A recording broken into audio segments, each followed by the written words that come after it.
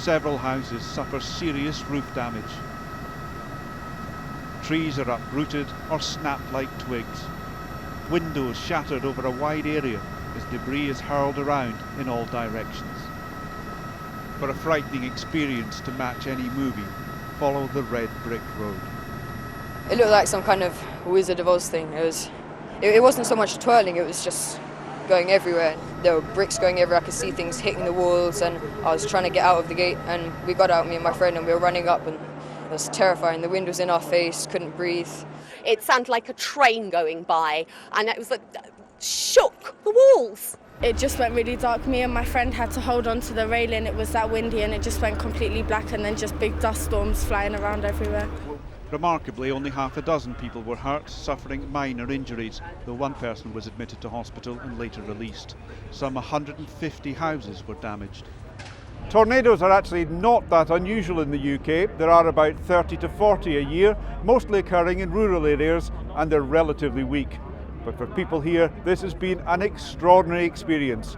Considerable damage caused in the space of just a few seconds, and the surprise is that more people were not injured or worse. Even people inside their homes were not safe. Stephen Doughty had a lucky escape. I was lying asleep in bed off work with a migraine, and just suddenly heard this crazy noise outside the window. Didn't know what it was. Suddenly covered in loads of flying glass, and this large piece of roof tile had come through the window, through the double glazing, through the blinds, had landed about a foot away from my head. Didn't know what had happened. Got up, went and walked across the floor, cut my feet, and then my roommate said that there'd been a tornado. Experts say the tornado, captured briefly on mobile phone video, was the strongest to hit London in years. This one today is a very major event. The strength of the winds is certainly T4, maybe T5 on the international tornado scale.